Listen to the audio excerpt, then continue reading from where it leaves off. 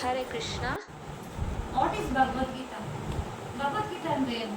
ಕೃಷ್ಣ ಹಾಡಿದ ಗೀತೆ. ಭಗವದ್ಗೀತೆನ ಪ್ರಭುಪಾದ ಏನಂತ ಹೇಳಿದ್ದಾರೆ? ಮ್ಯಾನ್ಯುಯಲ್. ಹೇಗೆ ಒಂದು ಮಿಷಿನ್ ಯೂಸ್ ಮಾಡ್ಬೇಕಂದ್ರೆ ಮುಂಚೆ ಅದನ್ನ ಬಗ್ಗೆ ತಿಳ್ಕೊಳ್ತೀವಲ್ಲ, ಅದನ್ನ ಹೇಗೆ ಆನ್ ಮಾಡ್ಬೇಕು, ಹೇಗೆ ಆಪರೇಟ್ ಮಾಡಬೇಕು, ಅದೇ ತರ ಭಗವದ್ಗೀತೆನ ನಾವು ಮುಂಚೆನೆ ಓದಿದ್ರೆ ನಮ್ಮ ಮಾನವ ಜೀವನ ಹೆಂಗ್ ನಡೆಸಬೇಕು, ಜೀವನದಲ್ಲಿ ಭಗವದ್ಗೀತೆಯನ್ನು ಓದಿ ಅದರ ತತ್ವಗಳನ್ನ ಅನುಸರಿಸ್ಕೋಬೇಕು. ಅದು ತುಂಬಾ ಈಸಿಯಾಗಿ ಕೃಷ್ಣ ಕೊಟ್ಟಿದ್ದಾರೆ, ಆಯ್ತಾ? ಈಗ ಭಗವದ್ಗೀತೆ ಯಾರಿಗೆ ಹೇಳ್ತಾರೆ? ಭಗವಾನ್ ಕೃಷ್ಣ ಅರ್ಜುನ ಎಲ್ಲಿ ಹೇಳ್ತಾರೆ? ಕುರುಕ್ಷೇತ್ರ ಕ್ಷೇತ್ರ ಯುದ್ಧ ಎಷ್ಟು ದಿನ ನಡೆಯುತ್ತೆ? 18 ದಿನ. ಯಾಕೆ ಕೃಷ್ಣ ಅರ್ಜುನನ್ಗೆ ಹೇಳ್ತಾ ಇದ್ದಾರೆ ಭಗವದ್ಗೀತೆ? ಅರ್ಜುನ ಒಂದು ಸ್ನೇಹಿತ ಮತ್ತೆ ಎಷ್ಟು ಶ್ಲೋಕ ಇದೆ ಭಗವದ್ಗೀತೆಗೆ? ಈ 700 ಶ್ಲೋಕದಲ್ಲಿ ಕೃಷ್ಣ ಎಷ್ಟು ಹೇಳಿದ್ದಾರೆ? 574. ಅರ್ಜುನ 84. ಸಂಜಯ 41. ಧೃತರಾಷ್ಟ್ರ 1 ಶ್ಲೋಕ ಹೇಳಿದ್ದಾರೆ, ಆಯ್ತಾ? ಚಾಪ್ಟರ್ 3 ಶ್ಲೋಕ 21 ನಲ್ಲಿ ಏನು? ಶ್ಲೋಕ 21 ಯದ್ಯದಾಚರತಿ ಶ್ರೇಷ್ಠ ತದ್ದೇವೋ ಜನಃ ಸಹಾಯ ಪ್ರಮಾಣಂ ಕುರುತೆ ಲೋಕಸ್ತದನು ವರ್ತತೆ. ಏನಿದ್ರ ಅರ್ಥ ಹೇಳಿ? ಯಾವುದೇ ಒಂದು ಮನೆಯಲ್ಲಿ ಇರ್ಬೋದು, ಏನು ಹೆಡ್ ಮನೆಗೆ ಯಾರು ಇರ್ತಾರೆ, ಒಂದು ರಾಜ್ಯಕ್ಕೆ ಯಾರು ಹೆಡ್ ಲೀಡರ್ ಇರ್ತಾರೆ, ಅವರು ಏನು ಮಾಡ್ತಾರೆ ಅದನ್ನೇ ಲೋಕದ ಜನ ಫಾಲೋ ಮಾಡ್ತಾರೆ. ಈಗ ರಾಜ ಒಳ್ಳೆಯವರಾದ್ರೆ ಪ್ರಜೆಗಳು ಒಳ್ಳೆಯವರಾಗ್ತಾರಲ್ಲ. ಈಗ ರಾಜ ಇವಾಗ ಪಾಂಡವರಿಗೆ ಅವರು ರಾಜ್ಯ ಕೊಡ್ತಾ ಇಲ್ಲ, ದುರ್ಯೋಧನನೇ ರಾಜ ಆದ್ರೆ ದುರ್ಯೋಧನ ಕೆಟ್ಟವ್ರು ತಾನೆ. ಅವ್ರು ಎಷ್ಟೊಂದು ತೊಂದರೆ ಕೊಡ್ತಾ ಇದ್ರು ತಾನೆ ಪಾಂಡವರಿಗೆಲ್ಲ. ಕೆಟ್ಟವರೇ ಒಳ್ಳೆಯವರ ದುರ್ಯೋಧನ?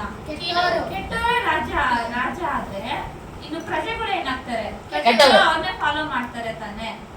ಬೆಳೆ ಬೆಳೀತಾ ಇರ್ತೀವಲ್ಲ ನಾವು ಫೀಲ್ಡ್ ಅಲ್ಲಿ, ಇವಾಗ ಅಕ್ಕಿ ರಾಗಿ ಏನಾದ್ರು ಬೆಳೀತಾ ಇರ್ತೀವಲ್ಲ, ಬೆಳೆ ಬೆಳೆದಾಗ ಅಲ್ಲಿ ಅನ್ವಾಂಟೆಡ್ ಪ್ಲಾಂಟ್ಸ್ ಎಲ್ಲ ಬೆಳೆಯುತ್ತೆ ಮಧ್ಯ. ಅದೆಲ್ಲ ಇದ್ರೆ ನಮ್ದು ಬೆಳೆ ನಾವು ಬೆಳೀತಾ ಇರೋದಕ್ಕೆ ಸಿಕ್ಕೋದಿಲ್ಲ ಅಲ್ವಾ? ಅದ್ರಲ್ಲಿ ಏನು ಧರಿಸಾರ ಅದು ತಗೊಂಡು ಬಿಡುತ್ತೆ. ಅದೇ ತರ ಇವಾಗ ಎಲ್ಲ ಧರ್ಮ ಮಾಡೋರೇ ಇರೋದ್ರ ಜೊತೆಗೆ ಅಧರ್ಮಿಗಳು ಇದ್ರೆ ಏನಾಗುತ್ತೆ? ಈ ಧರ್ಮನ ಬಿಡಲ್ಲ. ಅದಕ್ಕೆ ಅಧರ್ಮಿಗಳನ್ನೆಲ್ಲ ನಾಶ ಮಾಡೋದಕ್ಕೆ ಕೃಷ್ಣ ಈ ಯುದ್ಧ ಮಾಡ್ಲೇಬೇಕಾಗಿತ್ತು. ಭಗವದ್ಗೀತೆ ಫಸ್ಟ್ ಅಧ್ಯಾಯ ಚಾಪ್ಟರ್ 1 ಶ್ಲೋಕ 1 ಇವತ್ತು ಕಲ್ತ್ಕೊಳ್ಳೋಣ, ಆಯ್ತಾ? ಶ್ಲೋಕ 1 ಧೃತರಾಷ್ಟ್ರ ಉವಾಚ ಧರ್ಮಕ್ಷೇತ್ರೇ ಕುರುಕ್ಷೇತ್ರೇ ಸಮವೇತ ಯುಯುತ್ಸವಃ ಮಾಮಕಾಃ ಪಾಂಡವಶ್ಚೈವ ಕಿಮ ಕುರ್ವತ ಸಂಜಯ.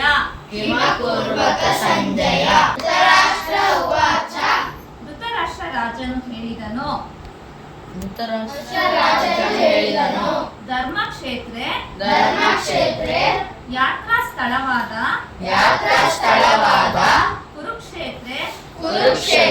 ಕುರುಕ್ಷೇತ್ರವೆಂಬ ಸ್ಥಳದಲ್ಲಿ ಸಮವೇತಾಃ ಸೇರಿದ ಯುಯುತ್ಸವಃ ಯುದ್ಧ ಮಾಡಲು ಅಪೇಕ್ಷಿಸುವವರಾದ ಮಾಮಕಾಃ ನನ್ನ ಪಕ್ಷದವರು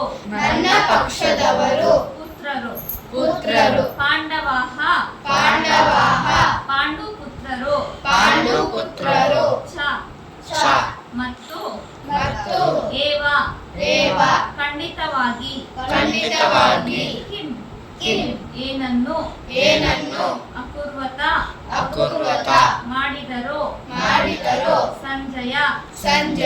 ಸಂಜಯನೇ. ಅನುವಾದ. ಧೃತರಾಷ್ಟ್ರನು ಏ ಸಂಜಯ ಯುದ್ಧಾಪೇಕ್ಷೆಯಿಂದ ನನ್ನ ಮಕ್ಕಳು ಮತ್ತು ಪಾಂಡವರು ಧರ್ಮಕ್ಷೇತ್ರದಲ್ಲಿ ಸೇರಿದ ನಂತರ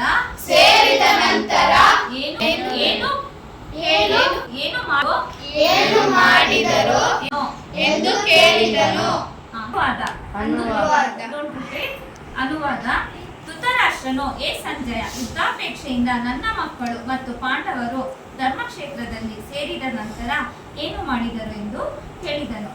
Dhritarashtra king of the Hastinapura. ಧೃತರಾಷ್ಟ್ರನ್ಗೆ 100 ಸನ್ಸ್ ಇರ್ತಾರಲ್ವಾ, ಇವಾಗ 100 ಜನ ಧೃತರಾಷ್ಟ್ರನ್ಗೆ ಮಕ್ಳಿರ್ತಾರೆ. ಆ 100 ಜನ ಮಕ್ಳ ಜೊತೆ ತನ್ನ ಪಾಂಡವರ 5 ಜನ ಮಕ್ಳನ್ನು ನಮ್ಮ ಮಕ್ಳೇ ಅಂತ ಅವ್ರು ತಿಳ್ಕೊಂಡ್ಬಿಟ್ಟಿದ್ರೆ ಧೃತರಾಷ್ಟ್ರ ಯುದ್ಧನೇ ಆಗ್ತಿರ್ಲಿಲ್ಲ ಅಲ್ವಾ. ಅವರು ನನ್ನ ಮಕ್ಳನ್ನೇ ರಾಜ ಮಾಡ್ಬೇಕು, ದುರ್ಯೋಧನನ್ನೇ ರಾಜ ಆಗ್ಬೇಕು, ಪಾಂಡವ್ರಿಗೆ ಏನೂ ಆಸ್ತಿ ಕೊಡ್ಬಾರ್ದು, ಆ ತರ ಧೃತರಾಷ್ಟ್ರನೇ ಅವ್ರ ಮನ್ಸೆಲ್ಲ ಇದೆ. ಅವರು ಯಾಕೆ ಈ ಕ್ವಶನ್ ಕೇಳ್ತಾ ಇದ್ದಾರೆ ಸಂಜಯನ್ಗೆ? ಧೃತರಾಷ್ಟ್ರ ಕ್ವಶನ್ ಕೇಳ್ತಾ ಇದ್ದಾರೆ ಇಲ್ಲಿ. ನನ್ನ ಮಕ್ಕಳು ಮತ್ತು ಪಾಂಡವರು ಯುದ್ಧಾಪೇಕ್ಷೆಯಿಂದ ಯುದ್ಧ ಭೂಮಿನಲ್ಲಿ ಸೇರಿದಾರಲ್ಲ, ಕೇಳಿದರು. ಯಾರನ್ನ ಕೇಳ್ತಾ ಇದ್ದಾರೆ ಅಲ್ಲಿ? ಧೃತರಾಷ್ಟ್ರ ಸಂಜಯನ್ನ ಕ್ವಶನ್ ಮಾಡ್ತಾ ಇದ್ದಾರೆ. ನನ್ನ ಮಕ್ಕಳು ಮತ್ತೆ ಪಾಂಡವರು ಇಬ್ರು ಯುದ್ಧಾಪೇಕ್ಷೆಯಿಂದ ಯುದ್ಧ ಭೂಮಿಲಿ ಸೇರಿದಾರಲ್ಲ, ಅವರು ಅಲ್ಲಿ ಏನು ಮಾಡಿದ್ರು, ಅವ್ರಿಗೆ ಏನ್ ಮಾಡ್ತಾರೆ ಅಂತ ಕುತೂಹಲ ತಿಳ್ಕೊಬೇಕು ಅಂತ ಧೃತರಾಷ್ಟ್ರನ್ಗೆ. ಮತ್ತೆ ಅವ್ರಿಗೆ ಭಯನೂ ಇರುತ್ತೆ, ಏನ್ ಮಾಡ್ತಾರೆ, ನನ್ನ ಮಕ್ಕಳು ಗೆಲ್ತಾರ, ರಾಜ್ಯ ಎಲ್ಲ ಇವ್ರಿಗೆ ಸಿಗುತ್ತಾ ಇಲ್ವಾ, ಅಥವಾ ಯುದ್ಧ ಇದು ಏನು ಧರ್ಮಕ್ಷೇತ್ರವಾದ ಕುರುಕ್ಷೇತ್ರ, ಇದು ಪವಿತ್ರವಾದ ಯಾತ್ರಾ ಸ್ಥಳ ಕುರುಕ್ಷೇತ್ರ, ಅಲ್ಲಿ ಆ ಕ್ಷೇತ್ರದ ಮಹಿಮೆಯಿಂದ, ಆ ಸ್ಥಳದ ಮಹಿಮೆಯಿಂದ ಏನಾದ್ರು ನನ್ನ ಮಕ್ಕಳು ಯುದ್ಧ ಮಾಡೋದಿಲ್ಲ ಅಂತೇಳಿ ಕಾಂಪ್ರಮೈಸ್ ಆಗ್ಬಿಟ್ಟು ಅವ್ರ ಜೊತೆ ಬಿಟ್ಕೊಟ್ಬಿಡ್ತಾರ ರಾಜ್ಯಗಳನ್ನ, ಆ ಥರ ಎಲ್ಲ ಅವ್ರಿಗೆ ಡೌಟ್ಸ್ ಇರುತ್ತೆ.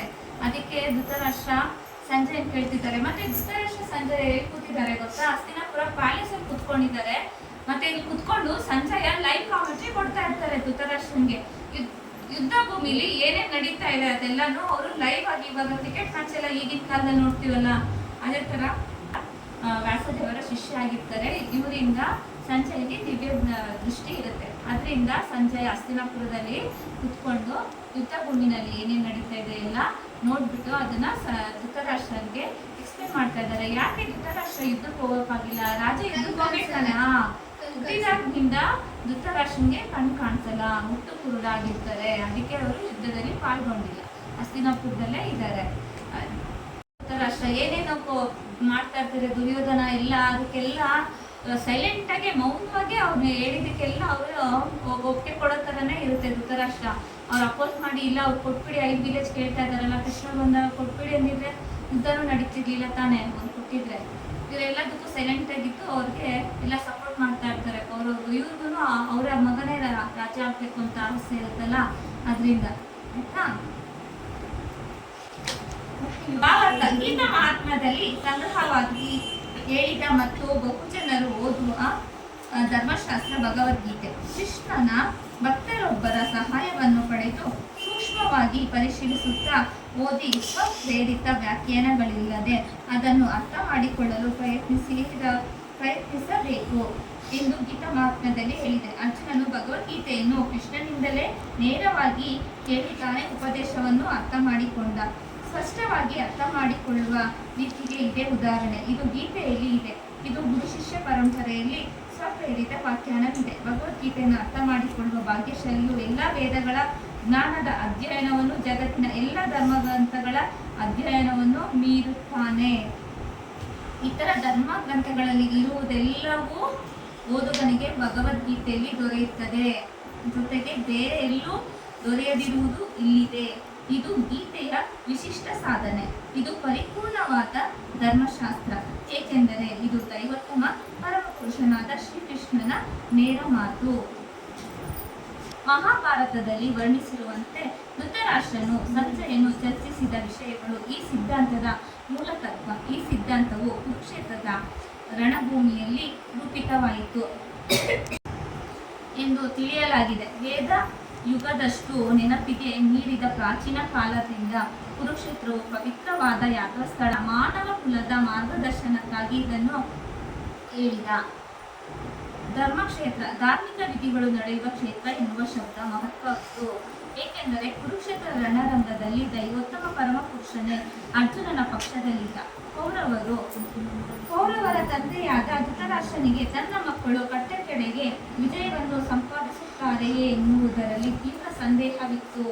ಅವನು ಸಂದೇಹಗ್ರಸ್ತನಾಗಿ ತನ್ನ ಸಹಾಯಕ ಸಂಜಯನನ್ನು ಅವರು ಏನು ಮಾಡಿದರು ಎಂದು ಪ್ರಶ್ನಿಸಿದ. ತನ್ನ ಮಕ್ಕಳು ತಮ್ಮ ಪಾಂಡುವಿನ ಮಕ್ಕಳು ಘನಘೋರ ಸಮರಕ್ಕಾಗಿ ಕುರುಕ್ಷೇತ್ರ ರಣಭೂಮಿಯಲ್ಲಿ ಸೇರಿದ್ದರು ಎಂದು ಅವನಿಗೆ ಖಚಿತವಾಗಿ ತಿಳಿದಿತ್ತು. ಆದರೂ ಅವನ ಪ್ರಶ್ನೆ ಮಹತ್ವದ್ದು. ಅಣ್ಣ ತಮ್ಮಂದಿರ ಮಕ್ಕಳ ನಡುವೆ ರಾಜಿಯಾಗುವುದು ಅವನಿಗೆ ಇಷ್ಟವಿರಲಿಲ್ಲ. ಅವನು ರಣರಂಗದಲ್ಲಿ ತನ್ನ ಮಕ್ಕಳ ಅದೃಷ್ಟದ ಬಗ್ಗೆ ಖಚಿತವಾಗಿ ತಿಳಿಯಲು ಬಯಸಿದ್ದ. ವೇದಗಳಲ್ಲಿ ಕುರುಕ್ಷೇತ್ರವನ್ನು ಪವಿತ್ರ ಪೂಜಾ ಸ್ಥಳ, ಸ್ವರ್ಗದ ನಿವಾಸಿಗಳು ಪೂಜಾ ಸ್ಥಳ ಎಂದು ಹೆಸರಿಸಿವೆ. ಇಂತಹ ಸ್ಥಳವನ್ನು ಯುದ್ಧಕ್ಕಾಗಿ ಆರಿಸುವುದರಿಂದ ಈ ಪವಿತ್ರ ಕ್ಷೇತ್ರವು ಯುದ್ಧದ ಫಲಿತಾಂಶದ ಮೇಲೆ ಯಾವ ಪ್ರಭಾವವನ್ನು ಬೀರುವುದು ಅದು ಧೃತರಾಷ್ಟ್ರನಿಗೆ ಬಹಳ ಭಯವಿತ್ತು. ಅರ್ಜುನನು ಪಾಂಡುವಿನ ಇತರ ಮಕ್ಕಳು ಸ್ವಭಾವಶಃ ಧರ್ಮಿಷ್ಠರಾಗುವುದರಿಂದ ಪವಿತ್ರ ಕ್ಷೇತ್ರದ ಪ್ರಭಾವವು ಪ್ರಬಲವಾಗಿ ಅವರ ಪರವಾಗಿರುತ್ತದೆ ಎಂದು ಆತನಿಗೆ ತಿಳಿದಿತ್ತು. ಸಂಜಯನು ವ್ಯಾಸರ ಶಿಷ್ಯ. ಅವರ ಕೃಪೆಯಿಂದ ಆತನು ಧೃತರಾಷ್ಟ್ರನ ಮುಂದಿರದಂತೆಯೇ ಕುರುಕ್ಷೇತ್ರ ಯುದ್ಧವನ್ನು ಕಾಣಲು ಸಮರ್ಥನಾದ. ಆದ್ದರಿಂದ ಧೃತರಾಷ್ಟ್ರನು ಯುದ್ಧ ಭೂಮಿಯಲ್ಲಿ ಏನಾಗುತ್ತಿದೆ ಎಂದು ಹೇಳಿದ. ಚಾಪ್ಟರ್ 1 ಶ್ಲೋಕ 1 ಧೃತರಾಷ್ಟ್ರ ಉವಾಚ ಧರ್ಮಕ್ಷೇತ್ರೇ ಕುರುಕ್ಷೇತ್ರೇ ಸಮವೇತಾಯುಯುತ್ಸವಃ ಮಾಮಕಾ ಪಾಂಡವಶ್ಚೈವ ಕಿಮಕುರ್ವತ ಸಂಜಯ. ಅನುವಾದ. ಧೃತರಾಷ್ಟ್ರನು, ಹೇ ಸಂಜಯ, ಯುದ್ಧಾಪೇಕ್ಷೆಯಿಂದ ನನ್ನ ಮಕ್ಕಳು ಮತ್ತು ಪಾಂಡವರು ಧರ್ಮಕ್ಷೇತ್ರದಲ್ಲಿ ಸೇರಿದ ನಂತರ ಏನು ಮಾಡಿದರು ಎಂದು ಕೇಳಿದನು. 1 ಶ್ಲೋಕ 1 ಧೃತರಾಷ್ಟ್ರ ಉವಾಚ ಧರ್ಮಕ್ಷೇತ್ರೇ ಕುರುಕ್ಷೇತ್ರೇ ಸಮವೇತಾಯುತ್ಸವಃ ಮಾಮಕಾ ಪಾಂಡವಶ್ಚೈವ ಕಿಮಕುರ್ವತ ಸಂಜಯ. ಅನುವಾದ. ಧೃತರಾಷ್ಟ್ರನು, ಹೇ ಸಂಜಯ, ಯುದ್ಧಾಪೇಕ್ಷೆಯಿಂದ ನನ್ನ ಮಕ್ಕಳು ಮತ್ತು ಪಾಂಡವರು ಧರ್ಮಕ್ಷೇತ್ರದಲ್ಲಿ ಸೇರಿದ ನಂತರ ಏನು ಮಾಡಿದರು ಎಂದು ಕೇಳಿದನು. ಧೃತರಾಷ್ಟ್ರ ಉವಾಚ ಧರ್ಮಕ್ಷೇತ್ರೇ ಕುರುಕ್ಷೇತ್ರೇ ಸಮವೇತಾಯುತ್ಸವಃ ಮಾಮಕಾ ಪಾಂಡವಶ್ಚೈವ ಕಿಮಕುರ್ವತ ಸಂಜಯ. ಧೃತರಾಷ್ಟ್ರ ಉವಾಚ ಧರ್ಮಕ್ಷೇತ್ರೇ ಕುರುಕ್ಷೇತ್ರೇ ಸಮವೇತಾಯುತ್ಸವಃ ಮಾಮಕಾ ಪಾಂಡವಶ್ಚೈವ ಕಿಮಕುರ್ವತ. ಚಾಪ್ಟರ್ 1 ಶ್ಲೋಕ 1 ಧೃತರಾಷ್ಟ್ರ ಉವಾಚ ಧರ್ಮಕ್ಷೇತ್ರೇ ಕುರುಕ್ಷೇತ್ರೇ ಸಮವೇತಾಯುತ್ಸವಃ ಮಾಮಕಾ ಪಾಂಡವಶ್ಚೈವ ಕಿಮಕುರ್ವತ ಸಂಜಯ.